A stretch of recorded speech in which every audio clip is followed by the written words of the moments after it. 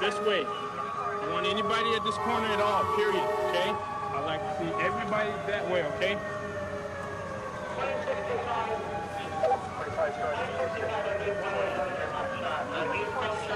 People understand? I want you that way, please. Very much. Thank you. Go home.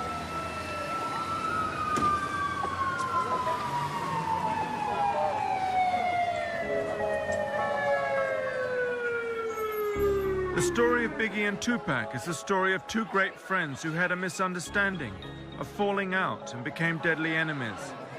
Their murders were explained as being the result of the rivalry that had grown up between them. This is Biggie. Biggie and Tupac always used to hang out together. Biggie's last album sold over 10 million copies. This is Tupac. He made $80 million in sales in just 1 year. It was the occasion of Puffy's birthday in 1994. And if you look really closely, you'll see the rarest of footage of Biggie and Tupac hugging on the edge of stage. Biggie and Tupac were street buddies. Biggie called Tupac Duke. Tupac called Biggie Christopher. Shit, I got 357 ways. Simmer saute, I'm the winner all day. Like skip Timber down Biggie's whole way. My forte causes 4 days of the same. Biggie used to open for Tupac. If I said it, I meant it. Bite my tongue for no one. Call me evil or unbelievable. Check it. It's unbelievable. Check it. Come on, what? First shots out the sunroof of Lexus. These are witnesses. What you think this is? You know amateurs here. I did it and clear MCs fearless. They too near not to hear me clearly. I'm the triple beam dream. 1,000 grams of uncut. But the friendship changed. There were accusations of treachery and betrayal. Tupac accused Biggie of trying to have him killed. Tupac claimed to be having an affair with Biggie's wife. Their murders were explained as being the result of a feud that had grown up between them. But it was this explanation that got us interested. Tonight's shocking allegations against the city's top cop. Former Detective Russell Poole has filed suit against the department. Poole says he uncovered dirty cops while investigating the murders of rappers Biggie Smalls and Tupac Shakur. I provided the chief with enough information and evidence that would warrant a full probe. And at that meeting, I was ordered not to investigate any further. Here's the bulletin. State Police, Princeton Junction. Certain individuals of unidentified nature. Los Angeles, California. We're driving to meet ex-detective Russell Poole at his lawyer's office. Ex-detective Poole resigned after 18 years on the force when he was prevented from investigating fellow police officers whom he believed to be involved in the murders of Biggie Smalls and Tupac Shakur. Russell Poole is currently suing the Los Angeles Police Department. This is the office of ex-detective Russell Poole. Hi, thank you. We'd been having a real struggle with Russell's lawyers. They were refusing to allow us to interview him, despite endless lunches and happy hour cocktails. Russell could talk about the case all day, but this is all they'd allow him to say. On the advice of my attorney, due to ongoing litigation, I cannot make a statement to you. So I hope we will return for a longer statement on the whole Biggie Smalls killing and Tupac scandal. Cut. Okay. Cut? Is that it? I had no idea at this stage how many more meals at Denny's we'd have to eat before we finally got Russell's interview.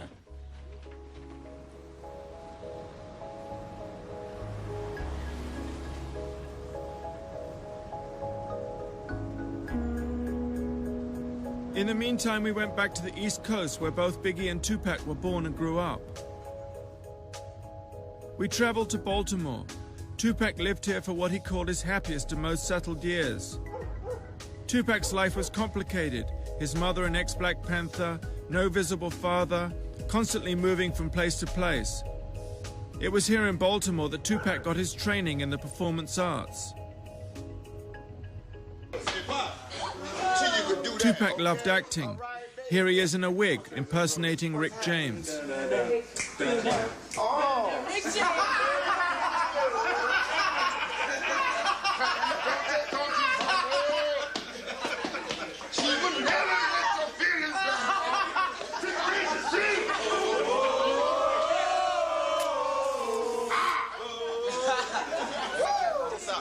Whether I'm bald-headed or I got hair to my knees, I still rush any one of you tricks out there. It's still West Side Outlaw no matter. This is Michael, one of Tupac's friends. Hi. We'd heard film crews weren't too popular, so we were a little nervous. How you doing? Michelle, you remember? So this was Tupac's house here? Yeah, That one there? first floor apartment. First floor apartment. Yeah. That's where he come from. Michael was trying to sell us some of Tupac's earlier unheard music, probably now worth several $1 million. Here he is talking to Dana, who co-owned the music.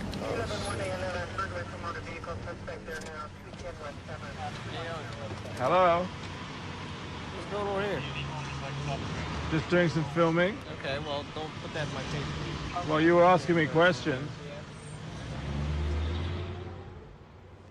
Afeni, Tupac's mum, tightly controls his music and has refused to license it to us. No doubt. So we were interested to see what Michael had. So the police are always everywhere around here. Oh, yeah. Yep. It's a bad neighborhood. It's a bad neighborhood. Yep. What is this exactly? Some music we had for a while, Tupac, and a few of us that we did years ago. I'm having a bit of a problem with the helicopter. Okay. Do you think we should, do you think we can just make a copy or something? Because I'm getting terrible noise. You don't really make no copy. No Listen to it, yeah. You can listen to it, though. Yeah. It depends. You can't really get that up for free. Right. How much do you think you'd want for it? I really couldn't put no price on that, but Dude, what happened there? I don't know. Something wrong with And that, unfortunately, was the closest we ever got to Tupac's music. This is the school where Tupac trained as an actor. Hi. Hi. Welcome to the Baltimore School of the Arts. Thank you very much. Okay. Tupac received a formal training here in acting, music, and poetry. We're going to see Tupac's favorite teacher, Donald Hicken, who Tupac said he had adopted as a surrogate father. He was just on all the time, and with an incredibly contagious personality. I think people were just drawn to him right away. He had charisma that was astounding. I think people just wanted him to like them and wanted to be his friend and wanted to hang with him and wanted to be around him. He just had that kind of magnetism that he came in with. That was nothing we gave him. That was all factory equipment with him. What, the smile usually? The smile, I said, yeah. He had a fantastic smile, lit up his whole face, beautiful eyes, and when he fastened them on you, whatever was in those eyes, that was where you went. Donald said Tupac easily had the range to do Shakespeare. Here he is doing one of his favorite characters, Scarface. And you, Mr. Cameron, you say hello to my big friend. Juan Corleone, okay? I will break your fucking balls all over this fucking joint. Don't fucking play me, okay, man? What's so funny, right? Huh? What's your name? Huh? What's your name, man? Cameraman, dude. Cameraman? That's right. You wanna talk? Huh? You wanna work for me? Yeah, man. Huh? Okay, you come down tomorrow and talk to man. You got a job, man. You got a job, man. Anyway, back.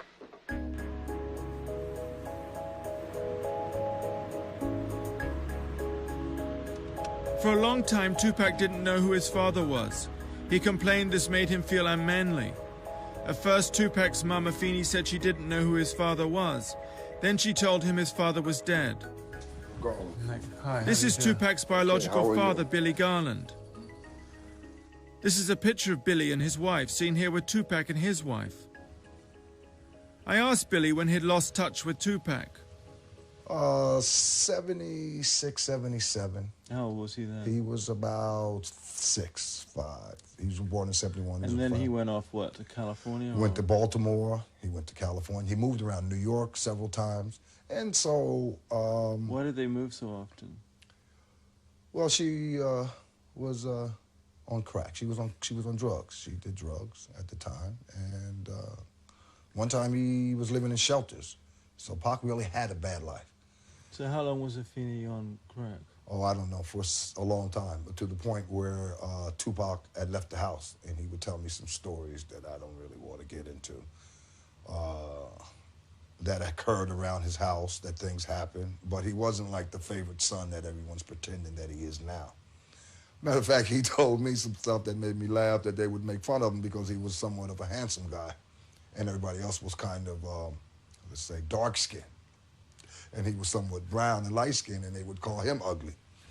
And he told me that, and he also said that that only lasted until he became a star, and then he became the favorite son. This is a picture of Tupac and Afeni taken on Mother's Day. Whatever problems there might have been, Tupac was very loyal to her. Billy himself re-established relations with Tupac in 1994 after he heard over the radio about Tupac being shot. This shooting was not fatal. It happened 2 years before he was killed in Las Vegas, and it was for this attack that Tupac blamed Biggie. He was shot in various spots all over his body, growing arm. But they had said that he had his testicles shot up. And the first time I went to visit him after that, he made it a point to show me that he did not have his testicles shot off. And then he went like that, and of course, I knew he was my son. Oh, really? You want to... I don't want to, no, I don't want to touch on that. Did you say that Biggie visited him at the hospital when you Yes, he did. And he introduced himself to me. I thought it was quite nice. He didn't seem like he had anything to do with what had just happened. I didn't think anything of it at the time, but he just approached me and said that he was Biggie, and I hear you're Tupac's father, and anything I could do to help in the situation, please let me know. Ex-Detective Poole called up. He's convinced that LAPD officers were involved in Biggie's murder. You know, had it been just your ordinary drive-by shooting by some unexperienced gangbangers, we would have solved it a long time ago. You got to think to yourself, well, who could do this and get away with it? Cops. If there are cops on our force that are willing to do stuff like this, you have to look at them. You really do. Biggie grew up in this street, St. James's Place in Brooklyn. He lived here in this house until he left home aged 20. His real name was Christopher Wallace. Biggie had a very close relationship to his mother. You know, being in the streets or whatever, I done been through so much. My mom's done been through so much. It feels good to just have her at ease. You know what I'm saying? Knowing her son is cool and he ain't in the streets doing no wrong. He trying to make it happen. I got to stay on a positive vibe. All my people's got to stay on a positive vibe, you know. The negativity just brings failure, you know. And we ain't trying to fail in this game. We trying to succeed. Biggie was loved in the neighborhood. His funeral was a massive event. When someone put on Hypnotize, the whole place erupted.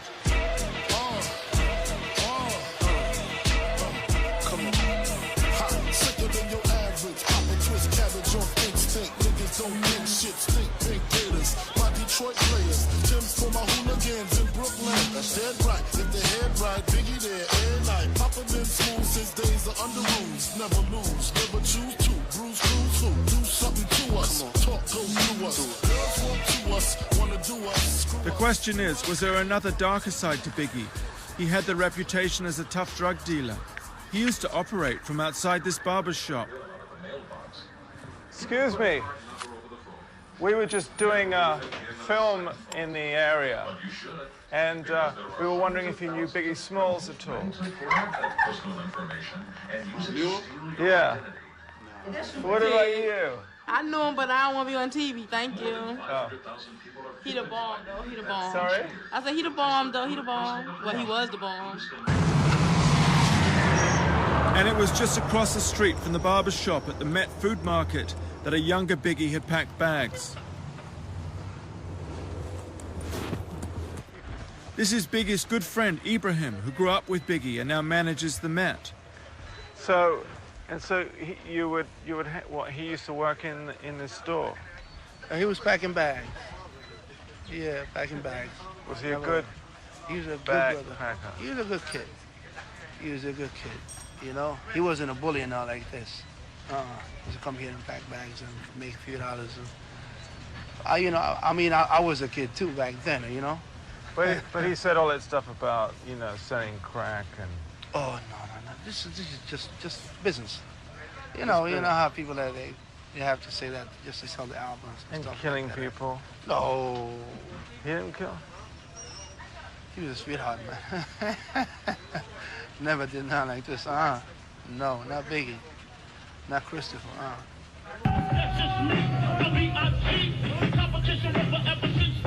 And it was just round the corner Biggie first started rapping.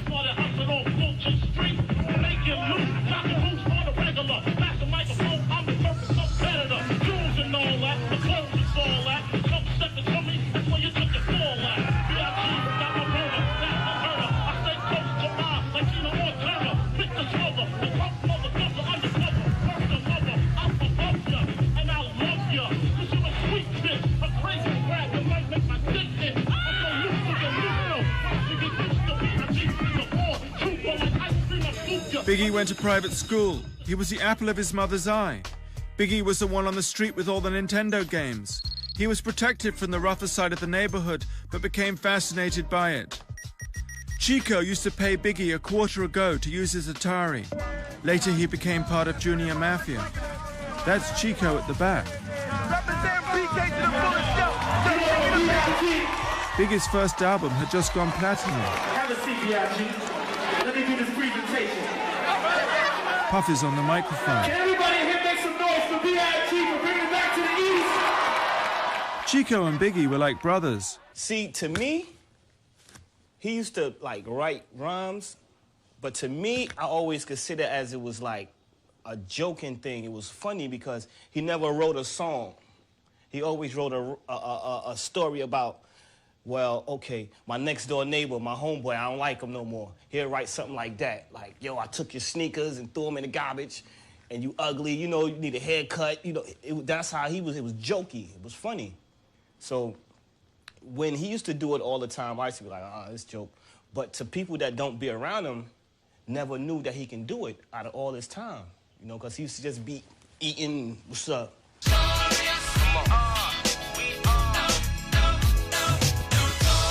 We went to see Biggie's mum, who lives on this private estate. Ringing king, struck necklace, igloo, ringing things for the bitches. You see them rims spinning grin, that shit with the beat trimmed and wing. Biggie lived in this house. This is Valletta, Biggie's mum. She was a school teacher and she appeared in Biggie's first video, Juicy. Valletta had received complaints that I'd barged into the barbershop and disrupted the market. She insisted that I adopt a more ingratiating style. My son is a poet, was a poet. He was a writer. And my son, he would be the first to tell you, I write what I see, and I write and rap about what I hear. People's experience, some of them my experience. Was it filth? Yes, it was filth. Some of it was filth, but it was a filthy story. A story that was out there, a story that he wanted to be told. I mean, how would you describe your son as a person? Oh, he was somebody at times you want to kill, you want to strangle, but I'm his mother. He was a very generous person. He was and gentle at times, very loving, very sincere, and sincere to his word, to his friends. And my whole crew is lounging, celebrating every day, no more public housing. Think looking back on my one-room shack. Now my mom pimps a act with minks on her back. And she loves to show me off, of course. Smiles every time my face is up in the sauce.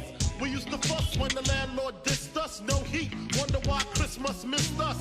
Birthdays was the worst days. Now we sip champagne when we thirsty.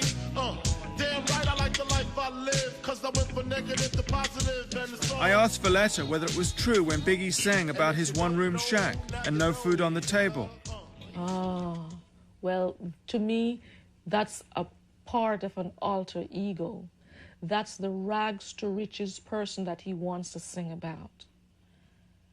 In all my son's life, my son left my home when he was 20, and there was not one single second when I didn't have food on my table. I have a 7.5 room apartment. I heard I live in a shack. Oh, you said it was a shack? Yeah, my son said it was his one-room shack. I asked Valletta about Biggie and Tupac's friendship. She blamed its breakup on a dispute between Suge Knight at Death Row Records and Puffy Combs at Bad Boy Records. All it was is a Puffy and Suge Knight war. Suge Knight, for some reason, had a friend or a cousin or a nephew got shot down in Atlanta, Georgia. He blamed Puffy and hell break loose. So if that's the case, Puffy, Suge Knight, solve your damn problem. They should have done that. So that's where the East Coast, West Coast thing came. Everybody wants to be famous, so they went to the newspaper and gave their own little stories, and everybody started East Coast, West Coast. East Coast was Puffy, West Coast was Suge Knight, East Coast was Biggie, West Coast was Tupac. Come on now. You're messing with lives here. And that's exactly what happened. 2 lives were lost as a result of what? Stupidity? The dispute between Suge Knight and Puffy started at the August '95 Source Awards, when Suge Knight publicly insulted Puffy and appealed for Biggie to leave Bad Boy and join him at Death Row Records. Any artists out there want to be an artist and want to stay a star, don't want to have to worry about the executive producer trying to be all in the video, all on the record, dancing. Come to Death Row.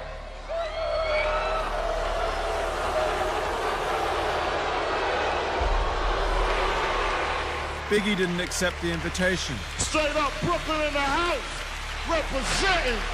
It became East Coast versus West. Even Snoop Dogg got dragged into the dispute.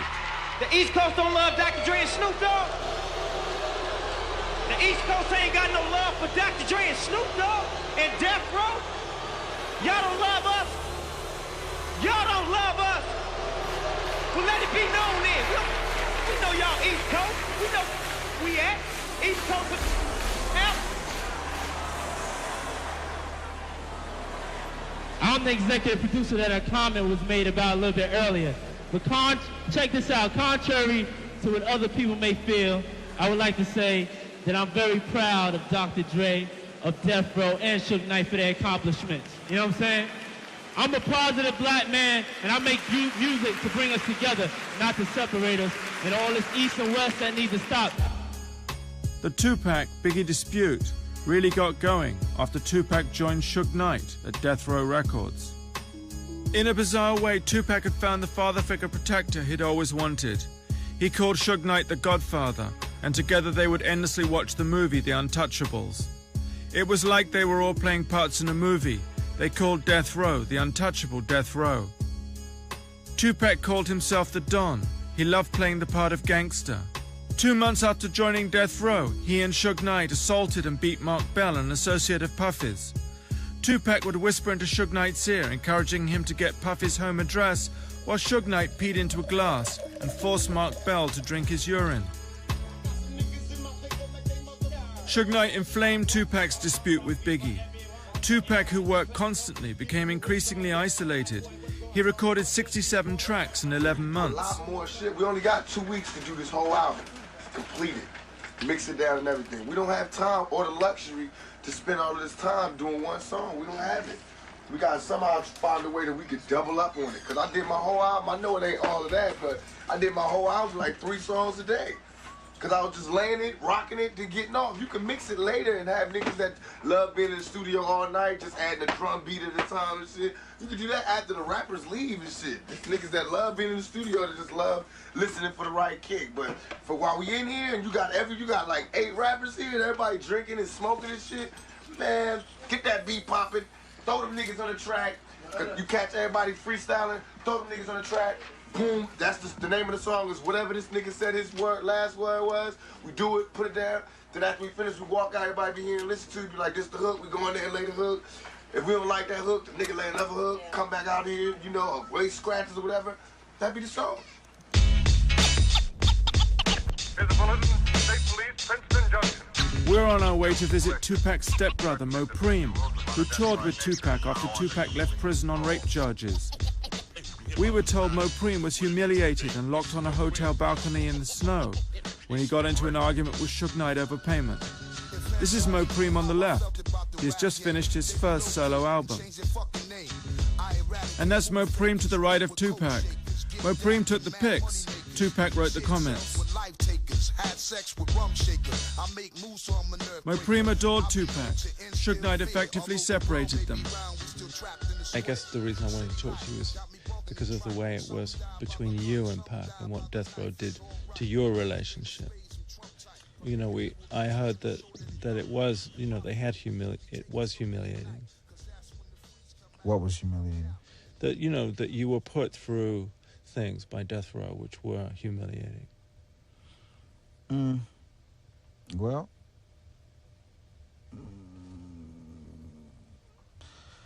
the only humiliating thing was being broke.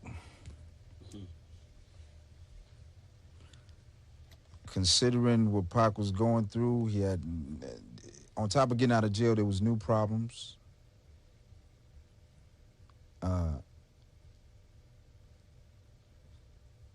So the plan... Unfortunately, we ran out of sound. I sensed the interview wasn't going too well.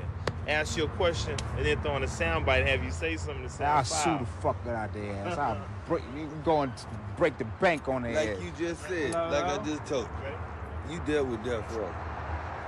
You know what I'm saying? I mean, with Pac, you didn't deal with Death Row. Sometimes you wasn't humiliated by Death Row. Made you annoyed. I'm sorry. Listen. I'm not here.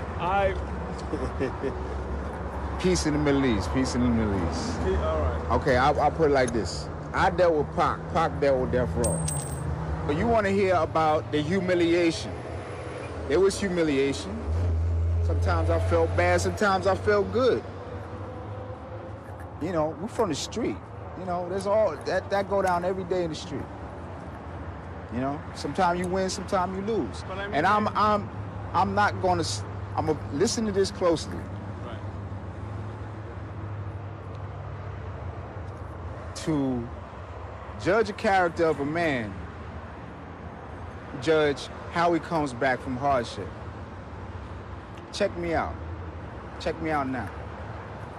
Roll it. This song is written for Mo Preem's family and Tupac. Mo Preem's father, Matulu, Tupac's stepfather, is a Black Panther serving 60 years in prison. Creep back to town up on everybody real slow. They ran me out about 5 years ago. I was a little bit harder, a little bit smarter. Just like my father. Auntie Asada, family of riders. Well known to Interpol, principle, don't spit, it's political. Most critical of go-getters, bang with us, slang with us, got you chopping up the game with us. Khomeini still raw on the outskirts of the law. Kicking in your door with the long fall. Motherfuckers ain't guilty, they were just scared for all that shit you said. That you thought that we would stand for, shit eyes and fled. Left my dog for dead. Riches and name squandered, and now you niggas gonna pay for it. And y'all know it. And the greatest rapper that to ever touch the mic, tatted on his belly the words of thug life. It's the return of the outlaw, hands in the air. For my people getting money and you just don't care. For the hustlers, drugs, honeys, thugs. Most cops ain't shit and they can suck my dick. It's the return of the outlaw, hands in the air. Everyone said there were two sides to Tupac, the wonderful side and the not so wonderful. Suge Knight's influence brought out the worst. Tupac now started to wage a war against Biggie. Pretty spit I was spitting. Fuck out. Esmo Premium White trying to control Tupac. Tupac was losing control. That's my new style. Hey, have a good summer. Have a good summer, biatch! Tupac became obsessed with the idea that Biggie had tried to kill him. While I'm in jail, strangers is telling me, yo, you don't know? Biggie homeboy shot you. Cause they bragging, they telling they in jail. Yo, we just got Pac, woo, woo, woo. And that's why what I'm doing, I know what I'm doing. I'm destroying them. I'm destroying them. Biggie remained cool. I was more in the mind frame of keep your mouth shut, Big. You know what I'm saying? Just don't feed into it. If you feed into it, it's gonna do nothing but escalate. You know what I'm saying? I knew it wasn't true. Well, at least what I knew I was getting blamed for wasn't true. I can't speak for nothing else. You know, I wasn't there. But I know what he was blaming me for wasn't true. So it don't make no sense me sitting there trying to make records or hit magazines and TVs screaming how it ain't true. You know what I'm saying? If it ain't true, I just gotta egg it. Another theory about the Tupac-Biggie war is that the strangers Tupac referred to in jail, telling him Biggie's homeboys had shot him, were in fact working for the FBI, who had a policy to cause dissension within the hip-hop movement. The FBI were worried by the subversive qualities of hip-hop. They saw a definite connection with the Black Panthers. In fact, hip-hop first started around the same time as the Black Panthers. The Watts Prophets, the first hip-hop artists, developed as a political reaction to the Watts riots. Tupac's mother, Afeni, seen here, was a Black Panther, and so were many friends and family members. Dan Quayle, the vice president, criticized Time Warner for releasing Tupac's records, as well as Ice-T's Cop Killer. I might just say one other thing that is in the category of family values, and that is this latest rap record, Cop Killer. Now here you have a responsible corporation, Time Warner, putting out and distributing a record and making money off a record that says it's okay to kill cops. I find that outrageous. The lyrics are outrageous. The lyrics like die, die, die, pig, die. And yet you have a corporation that defends putting out this record because it is constitutional.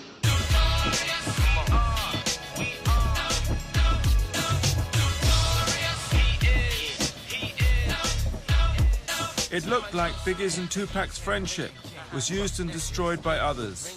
Dan Quayle's outburst caused Time Warner to dump Interscope, its subsidiary that released Tupac, who in turn offloaded Tupac, the troublemaker, to Suge Knight at death row. But we had some good news. Ex-Detective Pool's lawyer, Leo, has finally agreed to let us interview him. This is Leo's office. Oh yeah, okay. I think you're expected. Are we? You're a half hour early. I know, I just thought we could at least get ready in, because I know that he's in a bit of a rush. Actually, no, you can't, because I'm not ready. Oh, you're not ready? Pool's not here, and hopefully Leo will be here by 1. Okay, so, well, we'll just wait. Yeah, we're just on a tight schedule all right. Today. That's so. all right. Out of desperation, meals at Denny's had become $1,000 dinner tickets for Leo's Senate campaign. It looked like it was all going to work out fine. We saw Russell Poole go in, but then nothing happened. It seemed that Leo had changed his mind again. I'm sorry to keep you waiting. Okay. I've got that news for you. And I'm going to apologize profusely, but Leo just called. I've been expecting him to be back by now. Could you please stop rolling, because this has nothing to do with the interview.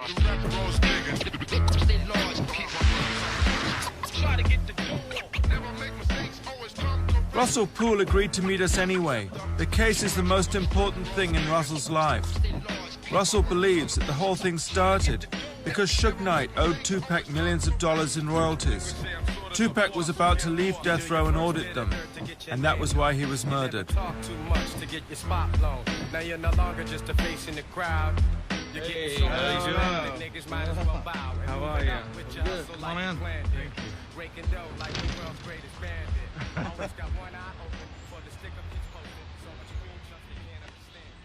Oh, there's Elvis. Russell now follows developments with a case on his computer. Is he one of your favorites?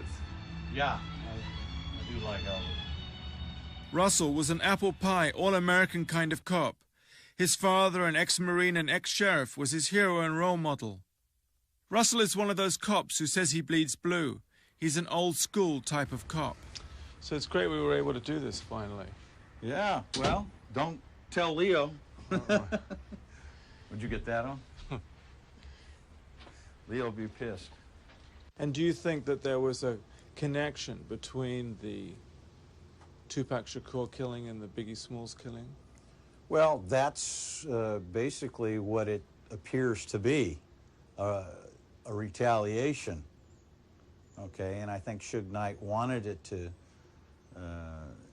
look that way.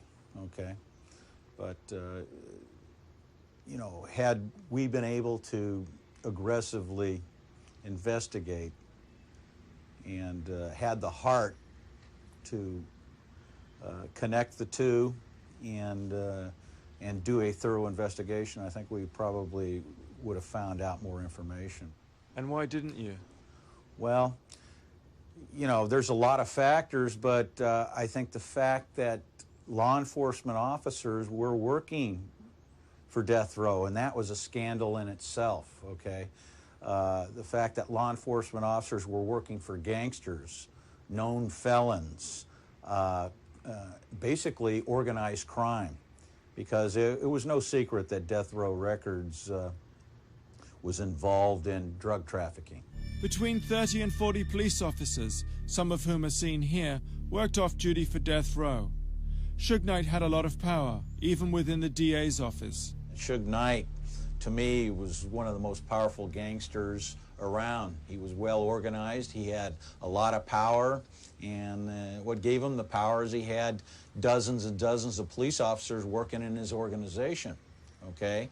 He also had a DA that was working on his Who is that? matters, a gentleman by the name of Larry Longo.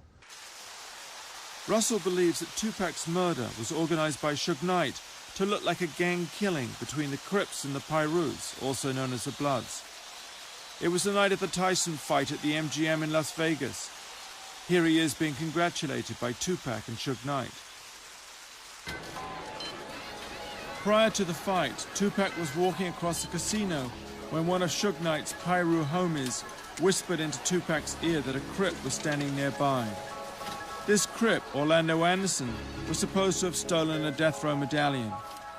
Tupac, keen to impress, rushed over and punched Orlando Anderson, knocking him to the ground. Suge Knight joined in with the kicking.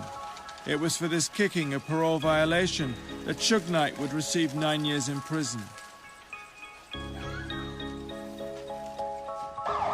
2 hours later, Tupac would be mortally wounded fighting for his life. Russell thinks Suge Knight staged the whole casino incident. He thought he would be able to beat this casino probation thing.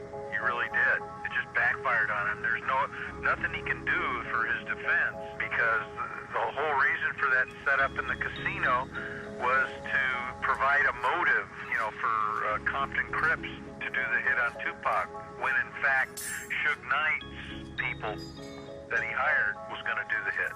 See, it's very smart. I mean, if you study any of these mafia flicks, I mean, it's just perfect.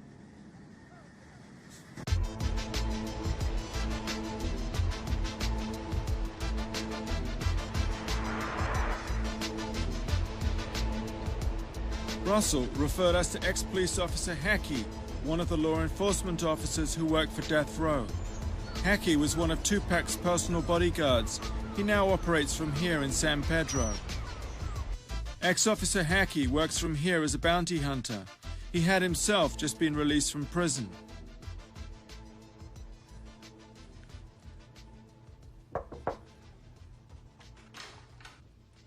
Hello. John, how you doing? Hackey was incarcerated for having a trunk full of AK-47s. So when did you actually get out? Actually, to be exact, I was released on the 14th of January. 14th of January? Yeah. This is Hackey as a police officer in Plumper, Dunkin' Donut days. He was a Compton police officer for about 14 years. I asked him if being a police officer and working for a criminal organization wasn't a bit of a contradiction. I think primarily Death Row Records, in a sense, hired individual officers, I mean, who were, in a sense, officers who would, you know, as I said, we see but we don't see. But isn't that a compromise? In a sense, I mean, most departments have off-duty work policy. So it's all right to see drugs when you're off-duty and it's not all right when you're on-duty? I can honestly say... I would say that was compromised. As man as my witness upstairs? Isn't that the word, compromise? Based upon the statement you said, yes, but I have never seen any drugs. But you were aware, you said? I had heard, but I have never seen anything with my own eyes. Well, we're going backwards because you were aware about 30 seconds ago. I was aware of certain things, but I've never seen any drugs. No. Hackey witnessed heated money disputes between Tupac and Suge Knight. At the time of his death, Tupac was owed over $10 million by Death Row. Just before his murder, Tupac told Hackey and others he'd be leaving Death Row and taking unreleased songs worth more millions with him. Hackey regards these as the real motives for Tupac's murder.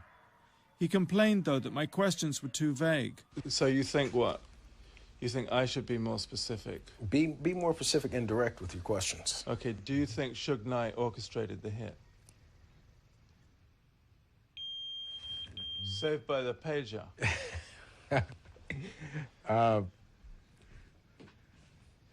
Based upon what I've been told within the industry and based upon what I knew for a fact that was going on, see, Tupac was leaving a record company, okay, because Tupac didn't need Suge Knight. He'd had several other offers. I would have to say, in a sense, that he had something to do with the orchestration of the shooting of Tupac. So tell me, do you think that the two murders, the two killings, were connected? Biggie Smalls and Tupac? My personal opinion, again. Yes, I believe they're both connected. And do you think the same person was responsible for orchestrating the two? Yes. And that person's in Death Row Records? Yes. So why do you think Biggie was killed? I think, in a sense, Christopher Wallace just happened to be, yeah, he's a well-known rap artist, but I think basically he just happened to, based on the situation transpired with Tupac, the flame was lit. So in order to throw the attention off Death Row Records, this man was killed. Next best thing, it was an East-West rivalry. Let's make it seem as if Bad Boy Records had something to do with the shooting of Tupac Shakur, which by no means whatsoever was remotely the case. This is Suge Knight at his Death Row offices. I wondered if he was the victim of his own gangster posturings, the diamond earrings, the Havana cigar. This is the Suge Knight custom-made electric chair. And then there was a statement Suge Knight made about him and Tupac, seen here minutes before they were shot at. Suge Knight didn't help his credibility by saying he had a bullet stuck in his head, when in fact medical evidence showed he was only scratched by a piece of flying glass. Let me ask you something. You were hit as well in that car. Mm-hmm. Are you doing okay today? I can see your injury. I got a bullet still in my head. The bullet's still in your head? Yes. The doctor told me that they did brain scans, all kind of stuff, and it went in and cracked my cranium, and it stayed there. They said there'd be more chances for damage to try to take it out than sew it up. I was hit there, I was grazed some other places. I got a deep slash of a bullet grazed the back of my neck, which if it had went another inch, it'd hit my spine and paralyzed me all the way down. Suge Knight appeared to celebrate his history of violence. Rumors that he dangled vanilla rice by the ankles, charges of violent assault, attempted murder, the reports of daily beatings at his offices. After a semi-successful football career, Suge Knight had reinvented himself as a mob Pyrrhu gang member, dressing in the blood colors, surrounding himself with a posse of ex-con Pyrrhu gang members. The mob Pyrrhus come from Compton in LA, also the home of their rival gang, the Crips. Suge Knight was born and grew up in this area, the area of the mob Pyrrhus. It was in this street that he played as a kid. He said he used to see bodies in the alley on his way home, and one has to ask how growing up in Compton affected Suge Knight. See you later. This is Reggie Wright Sr., Chief Gangs Officer. He said the gang warfare in Compton was so intense, he'd witnessed the genocide of almost an entire generation. My mother's bedridden. I had to come in here and say hi to my sister now, keep up with her. Reggie was the most cheerful gang officer we'd ever met. So you said the mob started here? It was. Well, actually, this house right here to my right is one of the leaders of it. Used to live. These kids, these are the good guys on the street. They don't get in any trouble, right, guys? Turn your butt right. Act like you don't want to be seen. Any other time, you right out here, right out in the front. Let them see what the good guys look like from the neighborhood. How you doing? What's going on, man? All right. These are some of the kids that live over here. But quite frankly, the guy in the yellow, his dad, is one of the original mob Pyrrhus. And matter of fact, his dad was present that night at the casino when they had that incident. You mean Tupac?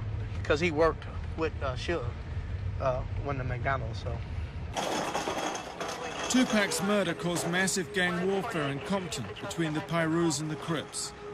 The death row explanation of events was that Biggie and Bad Boy were aligned with the Crips, whereas Suge Knight, Tupac, and Death Row were with the Pyrrhus. Gang loyalty is the most important thing in Compton. To be called a snitch is to be as good as dead. Suge Knight lived over in this area here, over on this side of town. He never really claimed any particular gang or stuff because he was into football at the time and going up. But the guys he grew up with, and the gangster type guys are guys from this mob area over here. And naturally, when he got into his business and started the Death Row label, a lot of those guys wanted jobs from him and wanted to identify with him, and he hired them to work along with him. Tupac, when he became part of Death Row, a lot of the guys that were doing work with Death Row or more or less part of the Death Row entourage came from this area here.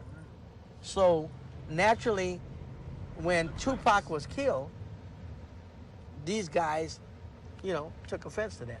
And that's when we had the retaliation. After Tupac's murder, there were over 20 shootings in Compton over a 10-day period between the Pyrrhus associated with Death Row and the Crips.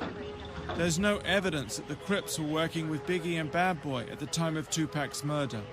The so-called gang war is regarded by Hackey and ex-detective Puri as being used to take attention away from Suge Knight's involvement in Tupac and Biggie's murder.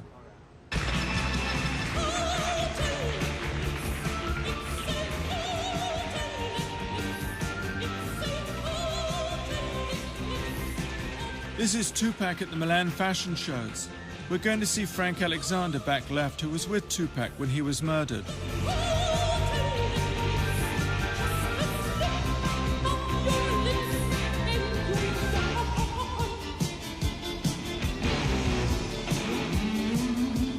Frank Alexander appeared to be the fall guy. Despite the incident with the Crip at the MGM, Frank was the only bodyguard assigned to Tupac that night. He was unarmed and did not have a radio. When he refused to lie about the incident, Frank received death threats. Frank now lives on this horse ranch in Orange County. Oh. Good. Hi, how do you do? Good. Good to see you. What's your name? Nick Broomfield. Oh, hi, Nick. Hi. So you, this is the UK crew, huh? Yeah. So you were Tupac's bodyguard? Yeah. Frank, a former Mr. Universe, terrified by the death threats, found spiritual peace when he became a born-again Christian. He also got several Rottweilers to back him up in case all else failed.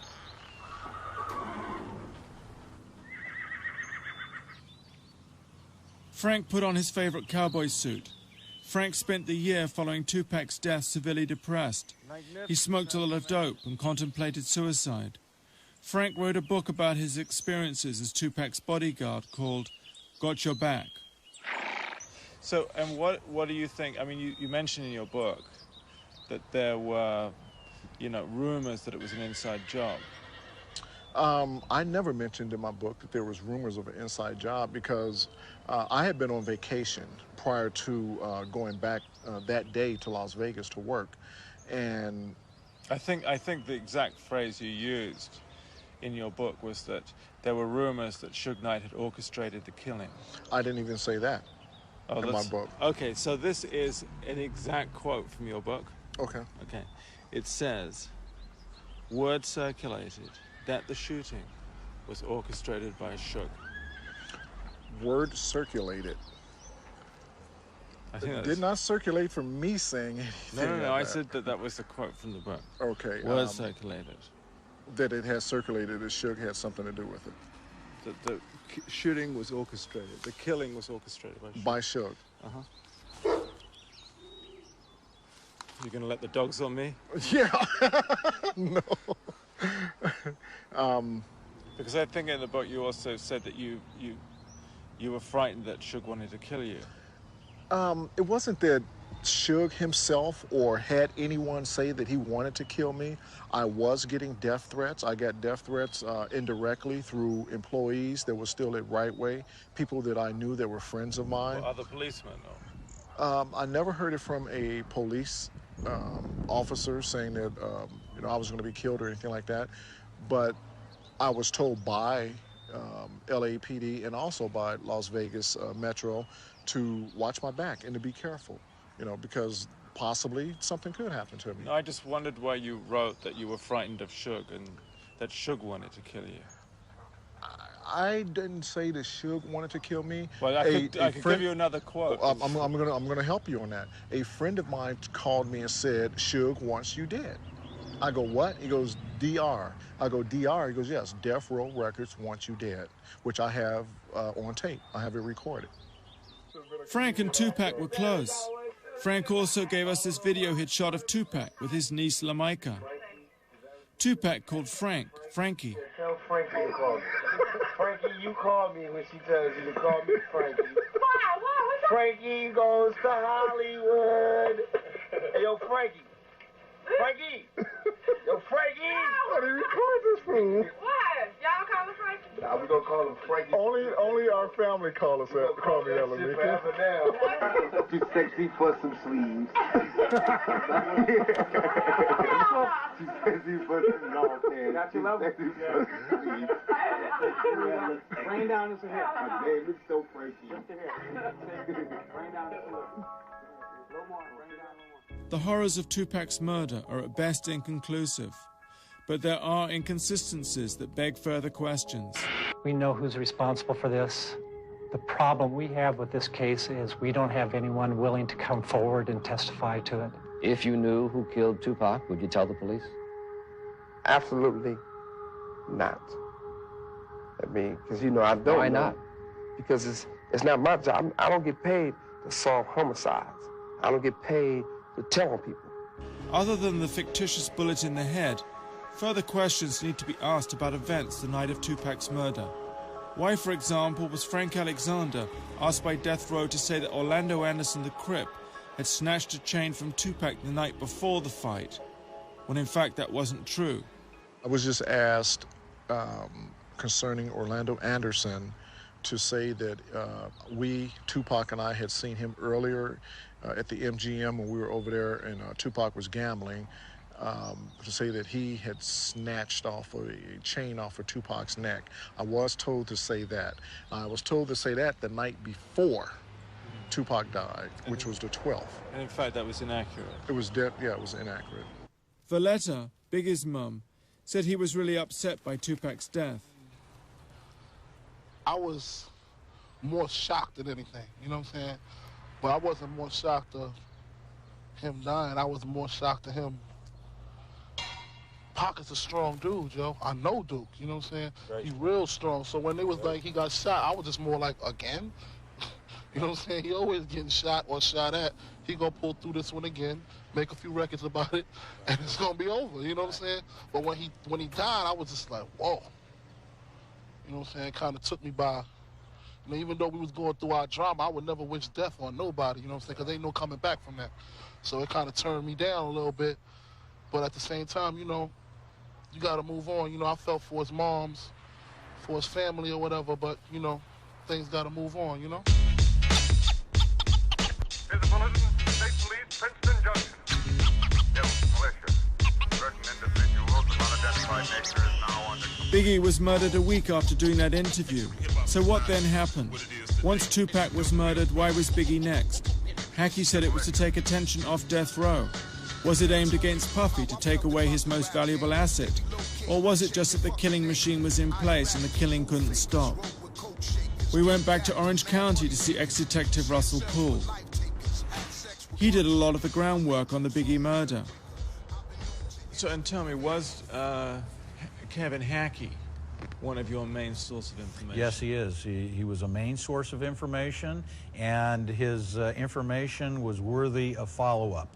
And when I tried to follow up on that information, I was stopped and ordered not to go any further. This toilet bowl sketch was placed on Russell's desk when he insisted on investigating fellow LAPD officers. The piece of excrement marks his place as D1 detective. Russell was then removed from the case. It affected him very deeply. I almost took my life, but it was my kids that actually saved me, okay? And it hurt. I was betrayed by my own department because of the core values that the Los Angeles Police Department preached from day one. Honesty, integrity, okay? Tell the truth. Swear to tell the truth, nothing but the truth, so help you God. Do a good job, do a thorough investigation, work for the community. I believed in the oath of office. I believed in the protect and serving the people. I really did. But on the inside, behind closed doors, that it wasn't the case. When it came to cops being investigated, we weren't serving the public the way we should have served the public. Biggie was murdered on March the 9th, 97, 6 months after Tupac. He was leaving the Vibe party at the Peterson Motor Museum in Los Angeles. It was a well-orchestrated hit. You got to ask yourself one question. Why haven't these cases been solved? And one reason that they were well orchestrated, well planned out, radios being used, communication, and had to be experienced people doing this, which would lead you to believe that experienced police officers knew exactly what to do. Russell suspected police officer David Mack for orchestrating and organizing the hit, using scanners and radios that were later found in his house. Officer Rafael Perez, Officer Mack's former partner and best friend, who was convicted for the sale of drugs, racketeering and falsifying evidence. Officer Kevin Gaines, who was having an affair with Suge Knight's wife Sharita, who was later killed by a fellow LAPD officer in a road rage incident. Russell also suspected Harry Billups, a.k.a. Ammar Mohammed, as a possible hitman. He's godfather to Officer Mack's kids. Officer Mack was later convicted for this bank robbery. You had a witness in Biggie's entourage who identified David Mack as being at the Peterson Museum. The car used in the case was a black SS Chevy Impala, and David Mack owned one of those. The fact that David Mack took family illness days off just prior to the Biggie Smalls case, which indicates there had to be some planning, and he couldn't be bothered with going to work. Officers Mac, Perez and Gaines were part of a bigger police scandal, the Rampart scandal, linking officers throughout the LAPD to various forms of corruption. To find out more, we went to interview Sonia Flores at her lawyer's office. She was Officer Rafael Perez's girlfriend, as well as the girlfriend of Officer David Mack. I wondered if they represent the new breed of police officer, whose values Hackey talked about. What cop doesn't want to be in the limelight? You know, everything is about, you know, authority, power, being in control. So, I mean, everybody wants to be around money. Everybody wants to be around, you know, women. It's the nature of the badge. Hackey also identified officers Mack and Perez as being present at private death row parties. You weren't driving a Jaguar or anything, This right? is Marshall Bickauer, Sonia's lawyer. Mack and Perez were alleged to have had lots of money. I asked Sonia if she knew about their investments. No, no investments that I knew of. You just had a good time with him. I just had a great time with him. Did he ever ask you to experiment in a sexual way with women? Or more than 2 people or 3 people? Yeah, we did. We did. But it What, wasn't. with other police officers? Or? Yeah, I had sex with other police officers, yeah. In front of him? Yeah. Just crazy, crazy sex. Talk about their orgies. He wants to know. You ask a question. No, I'm not going to ask it. You're not going to ask about the orgies. Okay, I'll ask about the orgies. You're not gonna. So tell me about the sex with the other police officer. We would go to, you know, after going to a nightclub, getting drunk, getting high, we would go to the apartment and we would just have sex, you know. My friend with one of his partners and me with him, and then he would have sex. You know, have anybody ever filmed any of these sex orgies you told us about? No, I don't know. You don't know? I don't know. Did you ever hear rumors that they were filmed or taped? No. Never heard of that.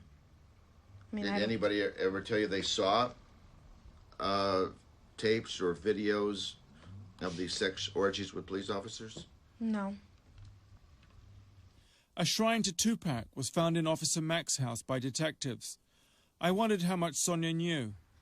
David Mack was into drinking, into learning how to dance Spanish music. Raw Banks. Yeah, Raw Banks. He was more up there, yeah. More up there. More up there. More up where? ambitious to money. He was more into making money. Did Perez talk to you about death row? No, no. Or the rappers? No, that was the other side of Rafael Perez. That I wasn't involved in that because I didn't like rap music or that kind of people. No. Did he quite like rap? Or? Yes, he did. A lot. He never talked about Suge Knight? No. Officer Mack was born and grew up in the same area of Compton as Suge Knight. He's also a self-confessed member of the mob Pyrus. Here he is wearing the colors of the Pyrus. Officers Mack and Perez did everything together. Their loyalty was always to each other. And they shared you? No, I shared them. Not their shit, they shared me, no. You shared them? I shared them. How did that work? Well, because girls decide who they're going to sleep with, you know. It's not a guy who's going to decide I'm going to sleep with this girl. It's the girl who decides I'm going to sleep with these guys. But it was a little bit of a ménage à trois. Yes. 50-50.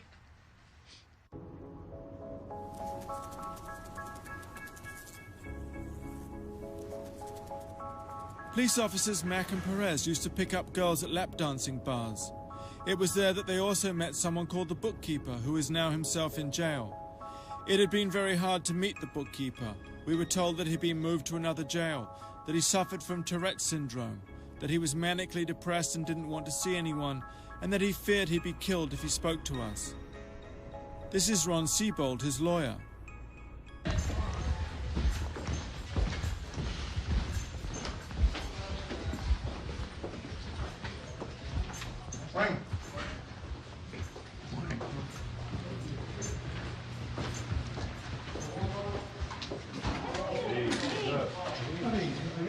Mark in there? This is Mark Hyland, the bookkeeper. He's up for 37 counts of impersonating a lawyer. In February of '96, several LAPD officers, including Rafael Perez, Nito Durden, and David Mack, were at Fritz's in Bellflower, which is a gentleman's club, a topless bar. And at that meeting was also a gentleman, a rapper, Suge Knight, and some of his other associates and everything. And there was, in a nutshell, there was a hit taken out on Notorious B.I.G. They were talking about planning on how to get the monies and the weapons together. One of the individuals, I do not recall who, said, "Why don't we just get them from evidence like you normally do?" And they all kind of laughed and chuckled and everything. At that point, my jaw about dropped, realizing that, yeah, there's a lot of booze going around here and a lot of drugs going around, but these guys seem very serious. I mean, they were serious. Subsequently, I got immunity on this, right? Federal immunity. Basically, I then I transported. Mark, you have federal immunity. This is what we talked about before these people came in. Right. You do not have district attorney. You do not have immunity from the state. Okay? Okay. But I transported monies interstate between Los Angeles and Phoenix to arrange the hit on Biggie Small. And how many times would you say that you met with Suge Knight? Just a few. A few. I never sat down, and I never really knew who he was. I mean, I just knew that he demanded a lot of respect from people. It wasn't until recently that I learned who he is and what he's done. And that's why, like I said, I wish I was making it all up, because I don't know what my life is going to be when I get out. And why did you decide to come forward with this information?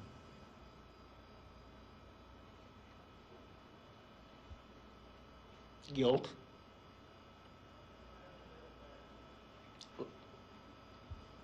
It was wrong. And I didn't want to be involved anymore.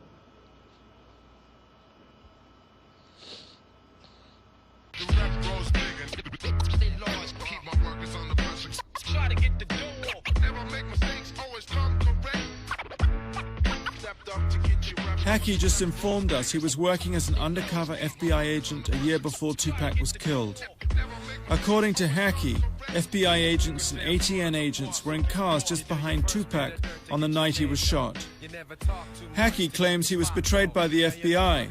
He wasn't given the promotion he was promised, and they then let him languish in jail. Howdy. We'd caught Hackey on the hop. I said around 11. You guys doing okay? Yeah. Yourself? I can't complain. It's been a good day so far. Hackey says he has the documents to prove his claims. No mail. No mail? So, did you manage to get those documents you mentioned? Yeah, I managed. I told you I can get the documents. That's not an issue. My attorney's working on a thing. I'm working on something. See, once... Are we on tape?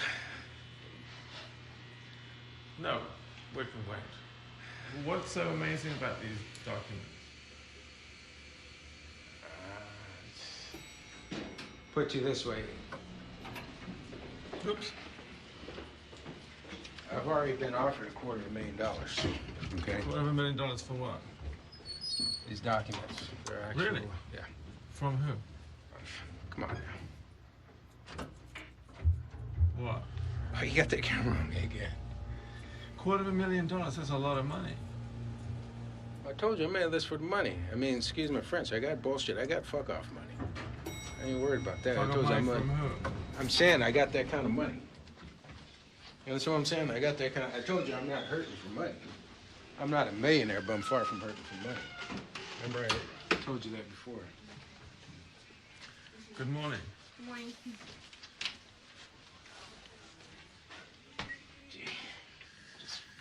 There's certain documentations which indicate certain people who were involved all along, certain people... In the killing of Biggie.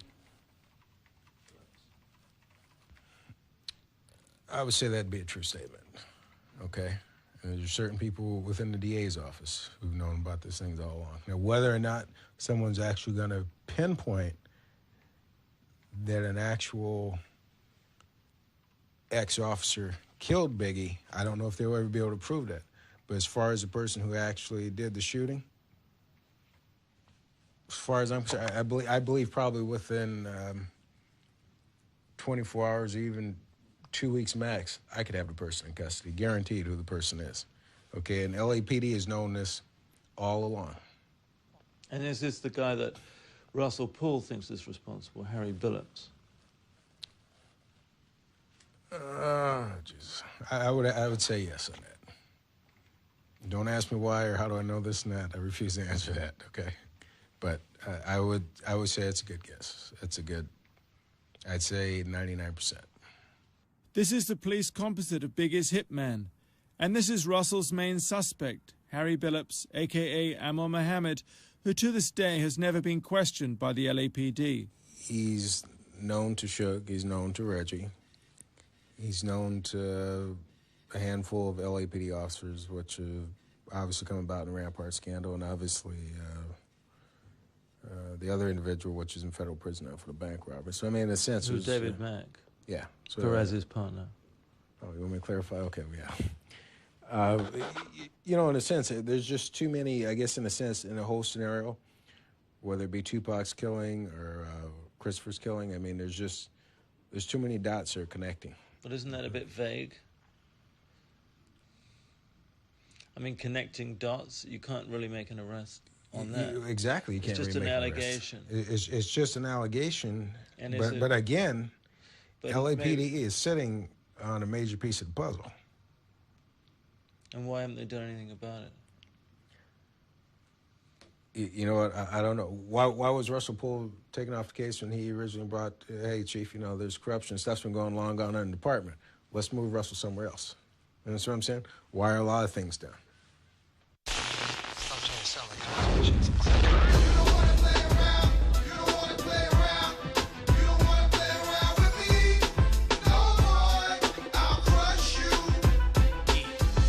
This is the video of Little C's, who was with Biggie when he was shot and who provided the police composite.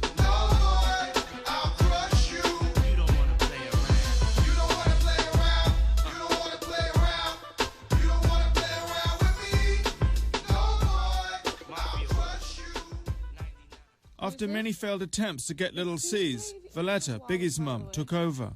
This is Miss Wallace. This is Miss Wallace. I'm fine, thank you. Did C's leave us yet? Yeah. Don't you dare park on the other side. Park over here. And finally, here was Little C's, the main witness to the murder. How are you? How you doing? You all right? I'm all right. Hey, how you doing? All right? Hey, how you doing? All right?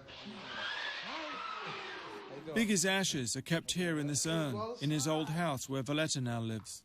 See what he does the first thing he came in? Huh? Had to go just, speak to my boy real fast. How you doing, yo? I'm doing okay. You all right? That's the urn. So every time he comes in, you got to go over there and and touch it. Yeah. So that's Christopher's little heart of everybody that you know, he was associated and affiliated with, he meant a lot to my son, and those were my son's words. I asked Little C's where he was sitting in the car with Biggie. Yeah, I was right behind him. He was in the passenger seat, and I was right behind him in the back seat. I was right there. Yeah. And what did you see? I just seen the car just roll up and just start shooting in there. One dude in the car by himself. You know what I'm saying? I was sitting outside the window. You know, I was looking out the window, and the car just rolled up, stopped right there on the angle of us, and started shooting in the car. He only shot through big door. You know, this was something that whoever did it, they had to see all that, and they had to plan it. You know, because it happened too good, and it was police out there. They shut the party down from a fire drill, so it was police there. These are FBI photos. The amazing thing is that Biggie and Puffy were under surveillance at the time of the murder.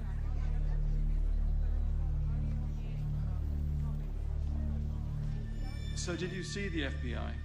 Yeah, I saw them, and after the Biggie death, you know, I had spoke to a couple of police, and I saw a couple of pictures that they had when they was watching us. They were showing me pictures of me, asking me who is that? I'm telling them that's me.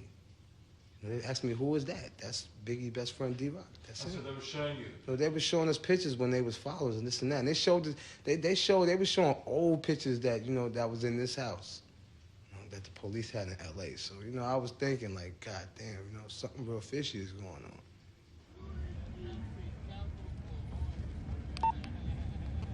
I called the FBI agent who took the photos.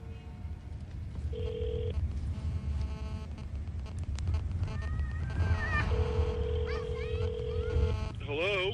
Oh, hello. Is that Detective? It would be, yes.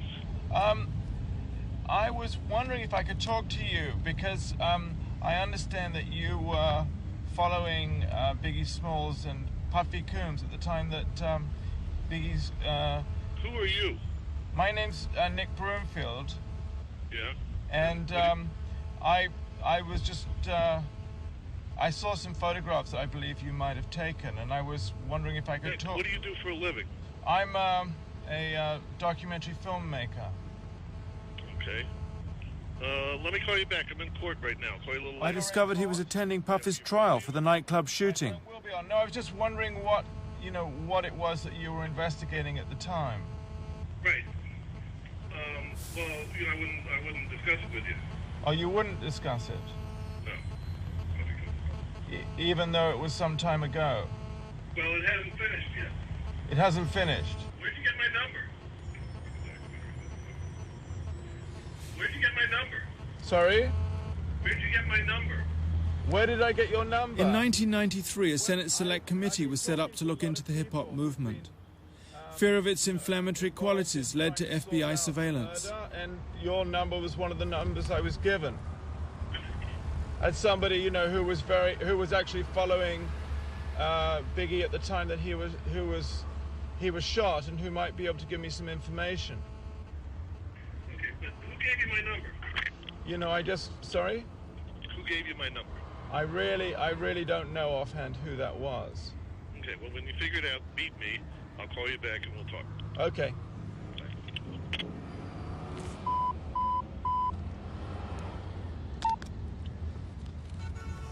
We went back to tell Valletta about the conversation.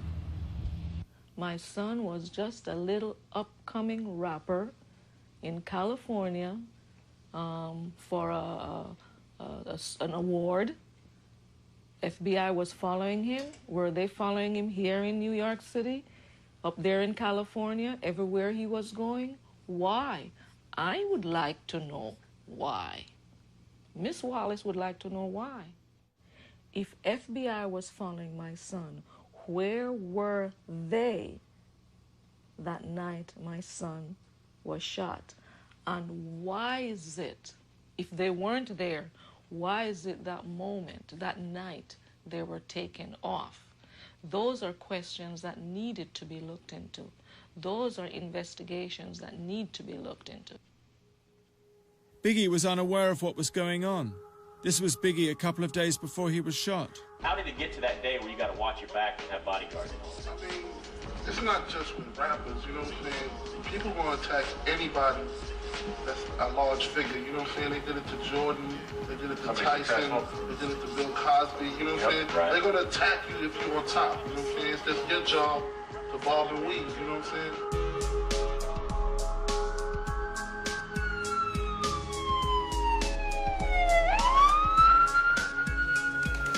We applied to Suge Knight's prison to get permission to film. In the meantime, Valletta put us in touch with Biggie's bodyguard. Valletta said he had a strange encounter when he was standing with Puffy just before Biggie got shot. Gene, the bodyguard, lives here in Upper Manhattan. I heard he was at least 6'7".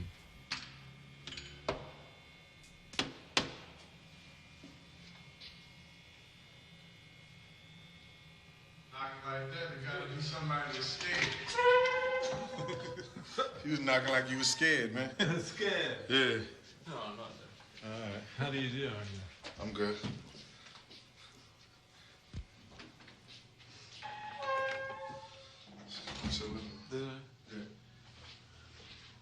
Gene's apartment had a great view.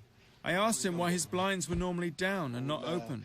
Black people don't do that. They go on the clear. I don't want you to see. I want to be running out the door with your television. Yo, they got a TV and it's color.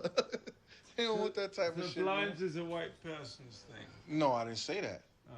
I said having your windows wide open so everybody can see you, it's a white person thing. See, look, you can tell white people live over there. All the windows See, all the windows are open? Look at the building. White people coming out that building. Yeah. Well, I'll bear that in mind. Huh? I asked Gene why Biggie's friends hadn't been more cooperative with the police. I wouldn't be talking to you if it wasn't for Miss Wallace. Yeah. You know what I'm saying? If she wasn't pouring on hard crying, I wouldn't be saying jack shit to you. You understand? I think, yeah, some of the other people in the whole crew should have came forward. Yeah, I believe that. You understand? Because I believe Big is turning over in his grave because people ain't coming to the forefront for his mother. They knew he loved his mother. He cared for his mother, whatever like that. You understand what I'm saying? Everybody do. Everybody care for their mom. You understand? And I just believe that maybe some people should have came forward, and then maybe people just want to just say, listen here, I'm going to leave this shit alone. You know, that's their own choice. I'm going to eat, man. You know what I'm saying? Bad Boy, Biggie, whoever, whatever. If I got to shovel shit for a living, I'm going to eat. I showed Gene the police composites of the hitman. So do you recognize any of these pictures here?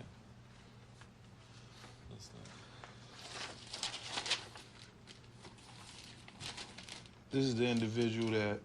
That one? This one right here. That one? Yeah. That's the one Lucy's did for the police. That's him right there. That's him? Yeah. That's him? That's the guy that came up to me. That guy? Wait, do it That again. guy right there. That's him? Yeah. Were you ever shown his picture before? That's definitely him, though. Yep. Wow. That's Harry Billups, isn't it? That's who? He's called Harry Billups. Amir Mohammed, right? That's his name. That was the guy.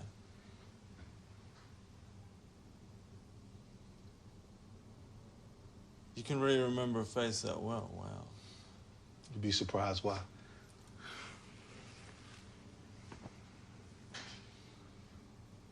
I can remember face. You can? Yeah. Yeah. I believe you, actually. Mm-hmm. I had him to a T before P called me that morning. He said, a guy in the Nation of Islam shot Big. And I said, yo, dog, he had the blue suit, blue bow tie, white shirt, peanut head, receding hairline, brown skin. He was like, yeah, dog, how you know? I said, a nigga came up to me first. I said, he came to us first. He walked up the Puff van. And I got him off. And he was like, get the fuck out of here. I was like, yeah, straight up, for real. He came up there first. It's amazing the police never showed you that still picture before. Can't recall him. Nope. They never showed it to you before. They showed me a lot of other shit. You know what I'm saying? But they absolutely never showed you that picture. I can't recall them showing me that picture. Hi, Russell. We went to play Gene's interview to Russell. Hi. We got this big tape recorder. Who've we got on today? Stevie Nicks. Oh, I'm pleased we got you in your shorts finally. Good. This guy had a stronger cheekbone structure, whereas he looked a little sterner look.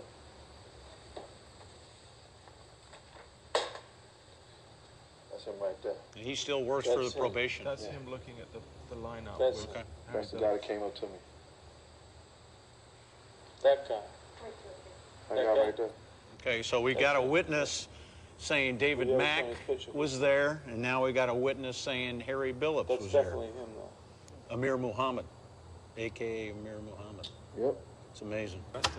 What do you make of that? I think it's a breakthrough in the case.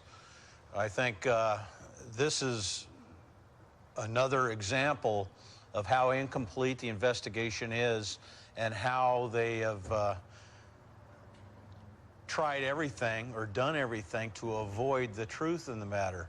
And I still, in my heart, believe that these types of clues and these types of statements made by witnesses need to be thoroughly followed up on. And I honestly believe that the players that we're talking about, David Mack and Amir Muhammad, are somehow involved in this case. And the department, time and time again, has avoided the truth. And when you add everything up, what other reason could there be? The reason being is because they do not want to expose to the public that Los Angeles police officers were involved in the conspiracy to kill Biggie Smalls. The most amazing thing in this whole story is that Officer David Mack and Officer Rafael Perez have never been questioned in connection with the Biggie Smalls murder. Neither has Harry Billups, aka Amor Mohammed, who we tried to contact through his lawyer. If nothing else, their names should be cleared. The question now is, with Tupac and Biggie dead, will the killing machine carry on? There was a news report that Suge Knight had threatened Snoop Dogg, seen here together in Happier Days. Snoop apparently is now frightened for his life. We wondered if this document had anything to do with it. After a concert at Universal Studios, Snoop Dogg was attacked, kicked and punched by people working for Death Row. When asked by one of the deputies if he knew who had killed Tupac Shakur, Snoop said it was the man sitting next to Tupac. When asked if he meant Suge Knight, Snoop replied affirmatively. Suge Knight's prison has come back, giving us permission to film. But I'm having problems with Death Row, who I'm having to negotiate with to interview Suge Knight. I'm dealing with this man, Reggie Jr., seen here second left, who's been running Death Row since Suge Knight's been in prison. Reggie Jr. is the son of Reggie Sr., who we'd so much admired and interviewed in Compton. Reggie Jr. had followed in his father's footsteps and also became a police officer before running Death Row. I remembered what Hackey had said about Reggie Jr. They'd served as Compton police officers together. If Reggie and I ever met one-on-one, I think it would probably be who's going to draw first. The other unfortunate thing was that Reggie didn't seem to be a great fan of my films. Because I don't want none of this Heidi Feist bullshit tape that you did, where you go and the whole thing was to show how you were so slick to get to Heidi, and everybody around Heidi was bumbling fools. And if you don't say that's how your documentary went on Heidi, then you're not an honest man. Well, I hope that this will be. I don't want that to be. I hope this will be a much better film than the Heidi Fleiss film. I hope so as well. Oh, you thought it was really bad? I did say that. My whole point is, don't use us to get that type of work done. No, I mean, if you just be straight with us, and we'll tell you what we can and can't do. A lot of things we don't mind speaking. We don't like speaking on the Tupac thing because that's an unfortunate thing that happened. Unfortunately, Reggie was insisting that a death row representative attend the interview. I mean, I would gladly take him in there, and it's just, that's not my decision. Okay, well, see what you can do to help him get approved. And if you can't, then you can go. But I can assure you, Mr. Knight, or any guys that's I can probably even say any guys that's black in the prison won't be speaking to you. Why, really? I guarantee you that.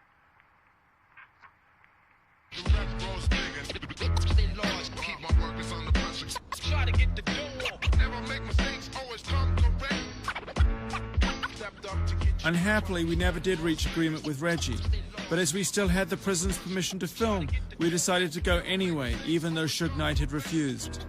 The camera person dropped out for self-preservation, but the rest of us had overseas passports, so we went anyway. This is Mule Creek State Prison, a maximum security facility in Northern California where Suge Knight has served the majority of his sentence. Charlie gate, please. This is Suge Knight's recreation yard, Yard C. Should we try and find Mr. Suge Knight? Well, we can go out and try to find just about anybody that you want to talk to out here. Oh, yeah. The immediate problem we had was in actually finding Suge Knight, as we hadn't arranged an interview. It's a nice day. I did! Suge's not a worker. He should be out here somewhere. So.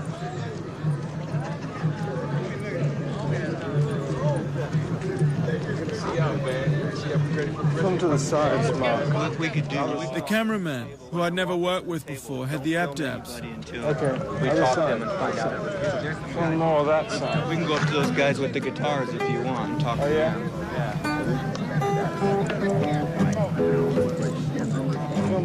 I did! Go ahead and have them not film while we walk up to these guys. Like simple ones like this. Reggie had said no one would talk to us, but we just had to try. What's your name? My name is Jimmy. Hi, how do you do? Nice to meet you. And the music is so much a part of me that I have to have some kind of music in my life. Do you know, we're looking for Suge Knight too. Is he does music? Yeah, he does. He's not around right now. I don't see him around. You don't see him around? The Indian Sweat Lodge was playing, but there was no sign of Suge Knight.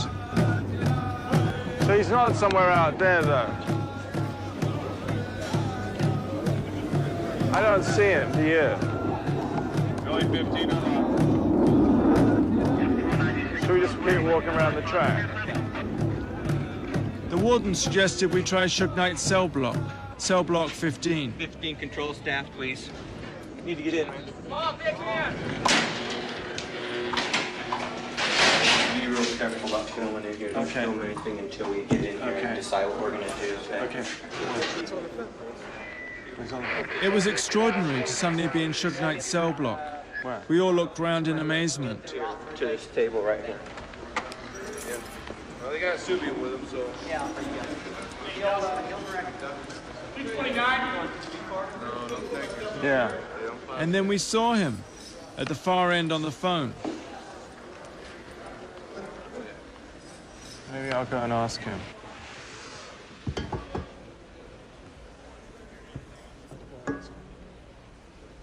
He's on the other phone now, I guess. I'll ask him. Shall I? No, I don't mind asking him. I don't mind asking him.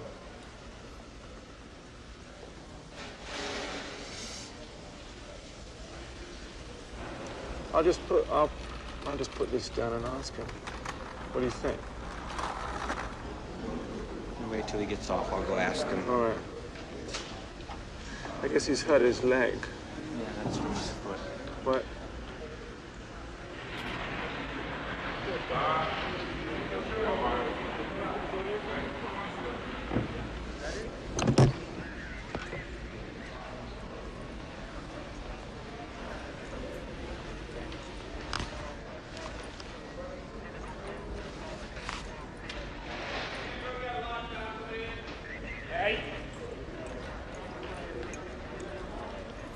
Like I said before, I was that I don't want to be involved in stuff where negative stuff. Hi, how do you do? I need to talk to him. Oh, okay, sorry.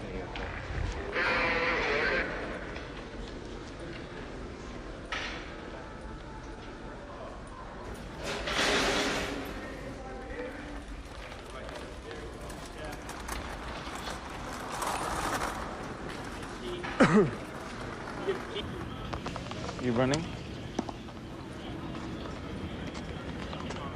I don't know what the warden said, but Suge Knight agreed to do a short interview. I wondered what Suge Knight would want to talk about in this, his first filmed interview at Mule Creek Prison. He's been in for 5 years. I heard he was on the warpath for Snoop Dogg. Hi.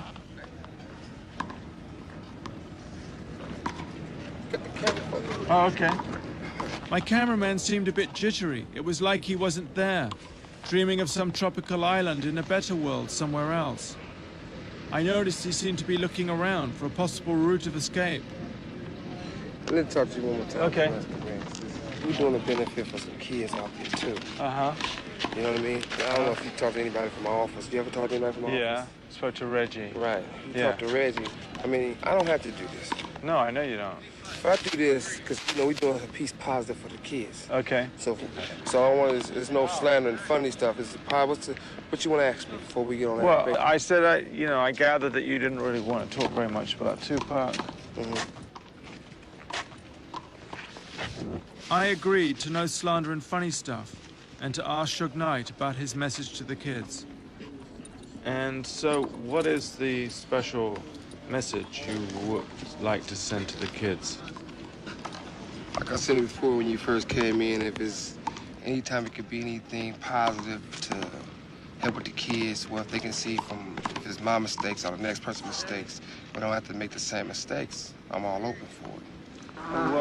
And what would you like to say to them about the mistakes? About the mistakes that I wouldn't, you know, everybody makes mistakes.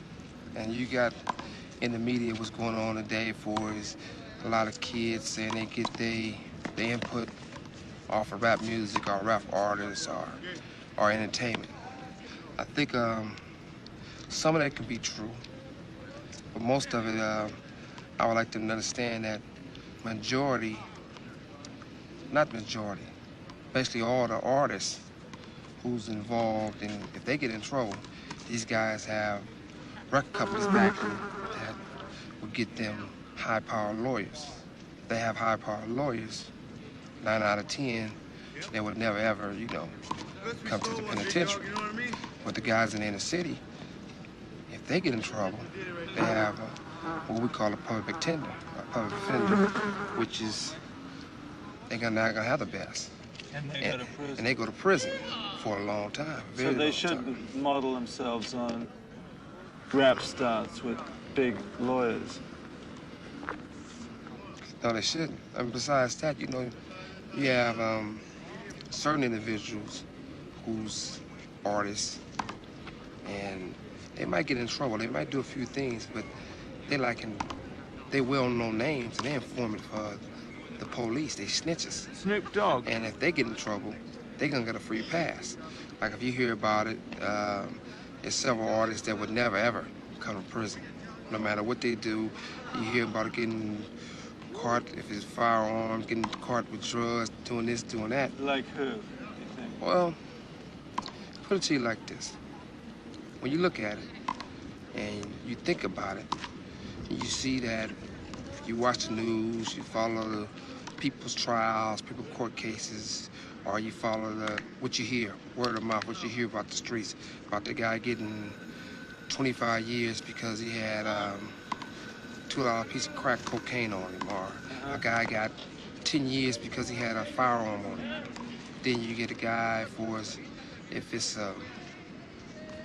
not personal, so I don't want to make it seem like I'm slandering these guys' names, or if you hear about a lot of the artists, some of them used to be on death row, some on other labels, you might hear them getting caught with drugs, getting caught with a gun, stab somebody, do those type of crimes. They're not gonna come to prison. One of the reasons they're not gonna come to prison. Snoop? Well, Snoop would never come. I mean, Snoop was on You know, we beat a murder trial for him, but then he was on probation. Then he got caught with 2 ounces of marijuana. Then he got caught with guns. And each time it's nothing. They're not gonna violate him. Because for the street guys know what I'm talking about. There's no puzzle. I mean, if you get a guy that constantly getting in trouble and never gonna come to prison, that's because he's an informant. He's a rat, a snitch. Yeah. You know, and they're more important to the police on the streets than in here, because they let them know what's going on. They might save their soul by telling on 3 or 4 or 5 other guys. You know, I'm from Compton, and a rat is the lowest you can go. A rat will do anything. But you don't think Snoop was a rat? I mean, I don't want to make Alice. I don't need to put nobody out there. 'Cause if I do, that's like a form of telling. But for the street guys out there, they know. They know this guy never come to prison. They know the only way to stay out of prison is one way. And you look at it, I got 9 years. The judge said he watched the tape 25 times. He couldn't tell if I kicked or just broke it up. The victim said I didn't do nothing, but I still got 9 years. I know I was gonna have to pay a debt to society before it's come to prison, because if you come from the inner city, you come from the ghetto, and you active off that block, you'll come to prison sooner or later. If you don't come to prison, there's only a few things, you know, you gotta be working with the police. Suge Knight is leaving prison in 1 month's time. He denies any involvement in the murders. Snoop Dogg is terrified, though. He has trebled his security guards. Kevin Hackey has applied for a special concealed weapons license, citing Suge Knight as the reason. And we were literally chased out of town by calls from Death Row and Afeni, Tupac's mum's lawyers, objecting to interviews we'd done. Suge Knight and Afeni now work together and plan to release some of Tupac's unpublished material. Just by chance, we logged onto the Death Row website, expecting to find a message to the kids. Instead, it was for Snoop Dogg, from Suge Knight.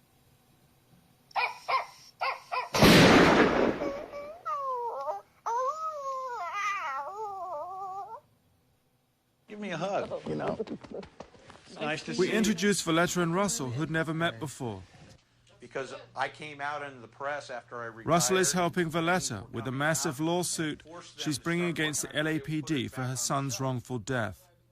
It's expected to be one of the biggest lawsuits against the police department of recent memory.